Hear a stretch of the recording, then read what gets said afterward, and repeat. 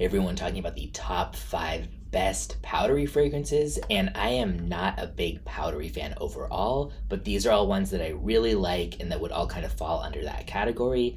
Unisex, masculine and feminine, I'll go over which each one is, but there should be something for kind of anyone in here if you're at all open to powdery notes. So these are not in order, just FYI, but diving in. Electimuss Vixere. The notes in this one are mandarin, bergamot, orange blossom, grapefruit, ylang, jasmine, iris, violet, gardenia, heliotrope, sandalwood, patchouli, musk, tonka bean, vanilla, berries, and amber. Really nice, just very unassuming, high quality, sweet and fresh kind of powdery floral scent. I'm not a big fan of florals or powder, as I mentioned, but the way they're done here is creamy and airy. There's nothing cloying, overwhelming, or over the top. Everything about it is very, very well blended, and it doesn't go too far in any one direction either. Instead, it just becomes this really pleasant and appealing scent that has like a little more gravitas and depth than the typical vanilla floral, I would say. The powderiness here is also very even tempered. It never becomes like a powder bomb, so to speak. I don't normally like iris, but that's not too dominant here either. Overall, just very appealing and very high quality. More moderate take on the vanilla floral genre in a really great way, for my taste at least. The opening leans feminine to me, but it's pretty easily unisex by the dry down, I would say, and has good longevity and projection. That one goes for $275 for 100 ml, and yeah, none of these are cheap, which kind of makes sense because powdery fragrances are, especially well done ones, are often very much in the more pricey kind of niche. And next up, Kilian, Rolling in Love. The notes in this are almond milk, iris, and musk. Did not expect to go into that liking it. I was curious about the almond milk, but no to iris, and not a fan of a lot of musk. But I really like this. It's a bit too feminine leaning for my personal taste of what I like to wear, but I love to smell it regularly on someone else, and I think it could be unisex enough too. To my nose, it's clean, fresh, uplifting, chill, and sexy at the same time.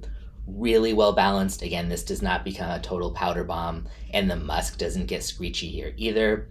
I was surprised to see comparisons to Good Girl when I was looking at just the notes, because I saw other people compare it to that fragrance. But after smelling it, I can see how there's a bit of a resemblance, though this is more laid back and quiet.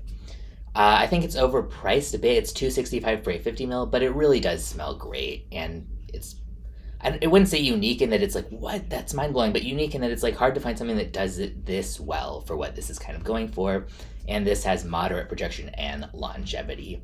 Next, Bisous, One Night Only. The notes in this are cardamom, violet leaf, papyrus, cedarwood, iris, sandalwood, and leather. Most of the notes in this can be pretty hit or miss for me, so I was kind of skeptical going into that. Not about the quality or whether it would be good in general, but just if I would personally enjoy it. But I definitely did. It's like wood, spice, and kind of airy, powdery qualities, very balanced. And it has like a touch of a kind of powdery almond cookies on smooth leather, slightly gourmand adjacent type of vibe, but not like full on.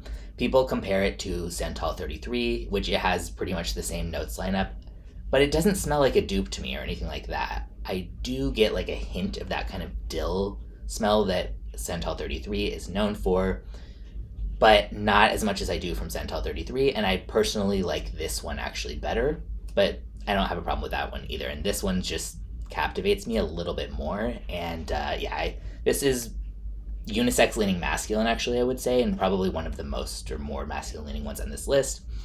But yeah, I think it's really good and a great alternative to something like Santal 33 without being, like a dupe or a clone. Goes for $250 for 100 ml and has great longevity and projection. Next, Guerlain Apres. The notes in this are heliotrope, vanilla, iris root, anise, violet, and carnation. This is old school. This came out, I think the early 1900s, if I recall correctly. Beautiful, soft, creamy violet, smooth, powdery iris that just feels comforting and uplifting at the same time. The opening reminds me a little bit of like a more feminine version of Dior Queer Canage. The anise and carnation are subtle, but they're present, and they add this darker side that plays against the sweet powderiness of the other notes really well. It has a vintage scent profile for sure, which makes sense because it came out over 100 years ago, but I think it could still be worn today without smelling automatically dated. And people should, of course, wear with it whatever they want, even if someone else thinks it's dated. But by that, I mean, like, I don't even think that it would automatically smell like that to someone else, whether you care or not. And yeah, I don't even normally like a lot of the notes in this one, but I think it's just a really well done take on that kind of vintage style that has, and I think it smells good. Moderate longevity and low projection. Leans feminine, but yeah, it could potentially smell unisex, I think. Next, or last really, and this one is full bottle worthy for me, Zoologist Cockatiel. This has notes of champagne, raspberry, rhubarb, acacia, powdery notes, just generic powdery notes, jasmine, gaiac wood, patchouli, vanilla, and musk. This has great longevity and projection. Unisex may be leaning slightly feminine, but my taste is really more unisex and masculine stuff, and I wear it, and I don't feel that it leans that feminine. Goes for $175 for a 60 ml. I really love this one. It opens up with like champagne, raspberry, and then like a green bite from the rhubarb. There's definitely a dank note that's kind of pungent in the opening. I guess it must be the rhubarb, but to me it doesn't smell just like rhubarb. Like there's something kind of sharp and green, but I think it plays well. And then with like the kind of powdery vibe that sort of circles everything, the champagne gives it this effervescence. The raspberry is perfectly done in my opinion, where it does not smell like babyish raspberry, but it also doesn't go so far where it's like so mature or something like that it kind of takes the fun out of raspberry to me. And by the dry down, it's really much more of like a vanilla, cashmere, and light woodsy musk type of thing. So yeah, I love that one for sure. And Zoologist, everything they do is always fun and interesting. So I will link in the description where you can get a bottle or sample of any of these. If you have a favorite powdery fragrance that I didn't include, feel free to jump in.